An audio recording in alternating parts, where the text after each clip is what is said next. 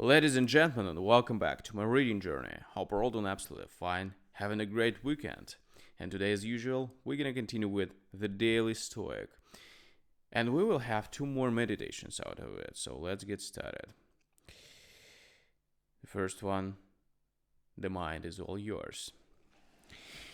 You have been formed of three parts, body, breath, and mind. Of these, the first two are yours insofar as they are only in your care. The third alone is truly yours. Marcus Aurelius Meditations. The body can be ravaged by disease or injured or disabled in a sudden accident. It can be imprisoned or subjected to torture. The breath can suddenly cease because our time has come or because someone has taken it from us.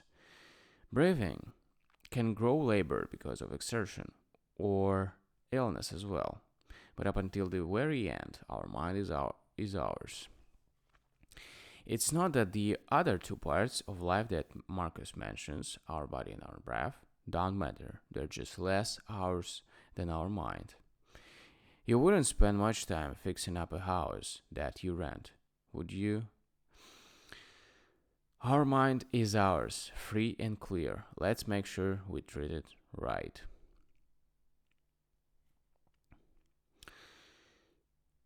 A productive use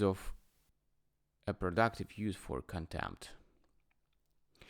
Just as when meat or other foods are set before us, we think, this is a dead fish, a dead bird, or pig, and also this fine wine is only the juice of bunch of grapes.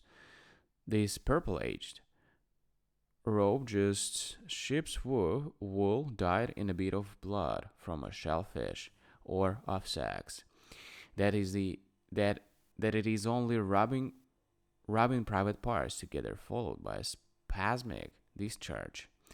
In the same way, our impressions grab actual events and permeate them, so we see them as they really are. Marcus Aurelius Meditations. There is one Stoic exercise that might well be described as contemptuous expressions. Stoics use an almost cynic language as a way to dismantle some of the fanciest or most coveted parts of life.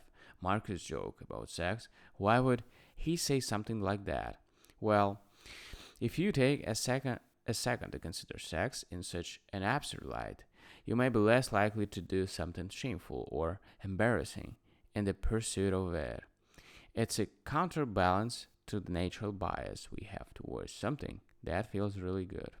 We can apply this same way of thinking to a lot of things that people prize. Consider that NY inducing photo you see on social media. Imagine the person painstakingly staging it. What about that job promotion that means so much? Look at the lives of other so-called successful people. Still think it holds magical power? Money, which we want more of and are reluctant to part with. Consider we covered in bacteria and flieth in it. That beautiful person, perfect person you're admiring from afar. That beautiful, perfect person you're admiring from afar. Remember that if they are single, other people must have dumped them at some point. There must be something wrong with them. This exercise won't turn you into a cynic, but it will provide some much needed objectivity. Alright, guys, so thank you for joining me today and see you tomorrow. Bye.